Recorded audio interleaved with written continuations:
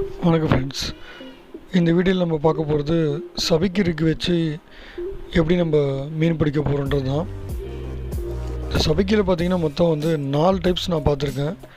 இது ஒரு type of சபிக்கி. இதை வச்சு நான் என்ன மீன் பிடிச்சிருக்கேன்னு இதில் நீங்கள் பார்க்கலாம்.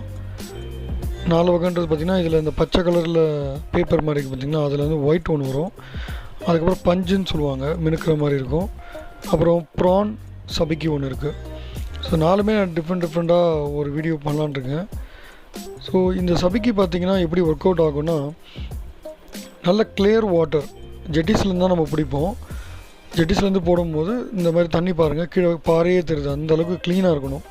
தண்ணி வந்து கலங்களாக இருந்தால் இந்த சபிக்கி ஒர்க் அவுட் ஆகாது. அது அந்த பஞ்சு போல் மினுக்கிற சபிக்கி தான் ஒர்க் ஆகும். நான் யூஸ் பண்ணியிருக்கிற சபிக்கியோடைய ஹூக் சைஸ் பார்த்திங்கன்னா 8. அதாவது நம்ம ரெகுலர் ஹூக் சைஸில் பார்த்திங்கன்னா 16 நம்பர் முள்ளுன்னு சொல்லலாம்.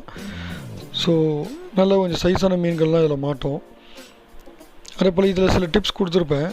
ஃபுல்லாக வீடியோ கவனிச்சிங்கன்னா என்ன தெரியும். ஃபிஷ்ஷஸ் கேட்ச் பண்ணிவிட்டு இந்த மாதிரி லேண்ட் பண்ணும்போது நம்ம தரையில் வச்சா என்ன பிரச்சனை ஆகும்னு பாருங்கள். என்னாகுன்னா ஒன்றோட ஒன்று மீன் வந்து துடிச்சு அந்த சபிக்கிரிக்கை வந்து சிக்கு பண்ணி விட்ருவோம். ஏன்னா சபிக்கிரிக்கு பார்த்திங்கன்னா மேக்ஸிமம் 0.35 லைன் உள்ள இதில் தான் அவங்க வந்து மேக் பண்ணியிருப்பாங்க. சைஸஸ்க்கு ஏற்ற மாதிரி, ஹூக் சைஸ்க்கு ஏற்ற மாதிரி லைனும் மாறும். அது ஒன்றோட ஒன்று கலந்து ப்ளஸ் அந்த காற்றடிக்கும் போது அப்படியே சிக்கிக்கும் உங்களுக்கு. இப்போ இந்த மாதிரி நல்ல மீன் கிடைக்கிற டைமில் இந்த மாதிரி சிக்கிக்கிச்சுன்னா அது எடுக்கிறதுக்கே டைம் ஆகிடும். ஏன்னா பர்டிகுலர் டைம் தான் வந்து இந்த மாதிரி ட்ராவலிஸ் ஏறும். அந்த நேரத்தில் இந்த மாதிரி சிக்காயிடுச்சுன்னா அதுக்கு டைம் நம்ம ஸ்பெண்ட் பண்ணிங்கன்னா ரொம்ப நேரம் எடுத்துரும், மீன்களும் மிஸ் ஆகிடும். ஸோ அதே மாதிரி மீன் பிடிச்சிங்கன்னா இந்த மாதிரி நிற்க வச்சு அப்படியே நீங்கள் வந்து அதை ஹன்ஹுக் பண்ணுங்கள். ஸோ அப்போ தான் வந்து உங்களுக்கு இந்த சபிக்கிரிக்கு வந்து சிக்கல் ஆகாது. சபிக்கி ஃபிஷ்ஷிங் பர்ஃபெக்ட் டைமிங் வந்து பார்த்திங்கன்னா லோ டு ஹை டைடு.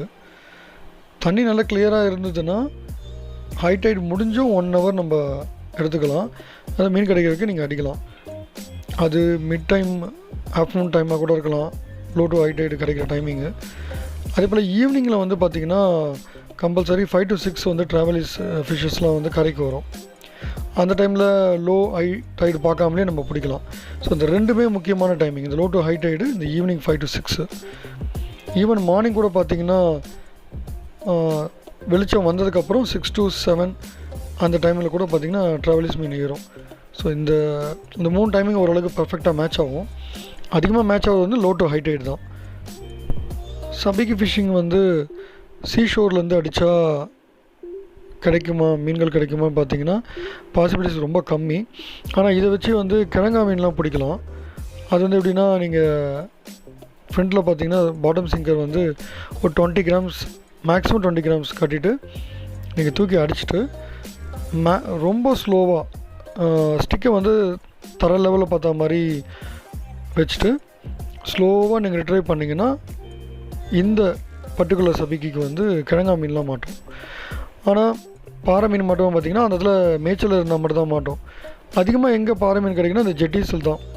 ஏன்னா உங்களுக்கு வந்து இந்த இடத்துல வந்து நிறைய சின்ன ஃபிஷ்ஷஸை வந்து கேட்ச் பண்ணுறதுக்காக இந்த மீன்கள் வரும்.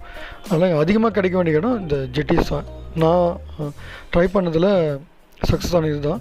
அதே போல் இப்போ நான் பிடிச்சதில் பார்த்திங்கன்னா நல்ல பெரிய சைஸஸ், அதாவது ஒரு 150 gram அந்த ரேஞ்ச் மீன்கள் தான் மட்டும் நான் கரையேற்றினேன். மொத்தம் ஒரு 2 நாள் பிடிச்சேன். Day 1 Day 2 ஒரு 100 மீன் பிடிச்சிருப்பேன். அதில் எல்லாமே பார்த்திங்கன்னா நல்ல சைஸான மீன். இதில் பாருங்கள் சைஸஸ் தெரியும். அதை விட குட்டியாக இருக்கிறது எல்லாமே நான் ரிலீஸ் பண்ணிட்டேன். 100 மீன் பிடிச்சேன்னா அதுக்கு மேலே ஒரு 50 மீன் கிட்ட வந்து நான் ரிலீஸ் பண்ணிட்டேன். எல்லாம் சின்னது. இந்த சைஸு கூட பார்த்திங்கன்னா உங்களுக்கு தெரியறதுக்காக நான் கையில் வச்சு காமிச்சிருப்பேன். ஏன்னா வீடியோவில் லாஸ்ட்டாக தரையில் வச்சு காமிக்கும்போது குட்டி குட்டியாக இருக்க மாதிரி இருக்கும். பாருங்கள் நல்ல சைஸு. இந்த மாதிரி பிடிச்சிட்டு மீதெல்லாம் ரிலீஸ் பண்ணிட்டேன். முடிஞ்சளவுக்கு சபிக்கியில் பிடிக்கும் போது சின்ன மீன்கள் ரிலீஸ் பண்ண பாருங்கள். கொஞ்சம் மீடியம் சைஸ் மட்டும் உங்கள் யூசேஜ்க்கு நீங்கள் வச்சுக்கோங்க. இதை நான் கண்டிப்பாக பதிவு பண்ண நினைக்கிறேன். ஏன்னா சபிக்கியில் எக்கச்சக்கமாக மீன் மாட்டோம். மீன் கிடச்சதுன்னா எல்லாத்தையும் நம்ம பிடிச்சி வேஸ்ட் பண்ணக்கூடாது, அதுக்காக சொல்ல வரேன். இந்த சபிக்கியில் நான் என்னென்ன மீன்கள் அதிகமாக பிடிச்சிருக்கேன்னா, பாறை மீன் அதிகமாக மாட்டோம், கிழங்கா, பன்னா, கீச்சா, கெளுத்தி, அப்புறம் நெத்திலி, இந்த மீன்கள்லாம் நான் இதில் எனக்கு பிடிச்சிருக்கேன். அப்புறம் கோலா, மூக்கு நீட்டாக இருக்கும் அந்த கோலா மீன் கூட இதில் மாட்டியிருக்கு. அதெல்லாம் நான் எக்ஸ்பீரியன்ஸ் பண்ணுறது உங்களுக்கு காமிச்சிருக்கேன். இது வந்து டே 1ல் பிடிச்சது. அதுக்கு அடுத்த வீடியோ வந்து டே 2ல் பிடிச்சது. அதே போல் என் கூட சில சப்ஸ்கிரைபர் வந்திருந்தாங்க. அவங்களுக்கு கொஞ்சம் நான் இதை ஷேர் பண்ணிக்கிட்டேன், இந்த ஃபிஷ்ஷஸை. அவங்களும் ரொம்ப ஹாப்பியானாங்க. அண்ட் தேங்க்ஸ் ஃபார் வாட்சிங் திஸ் வீடியோ. சப்போர்ட் பண்ணுங்கள்.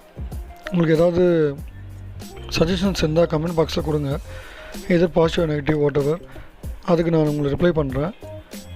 Thank you so much.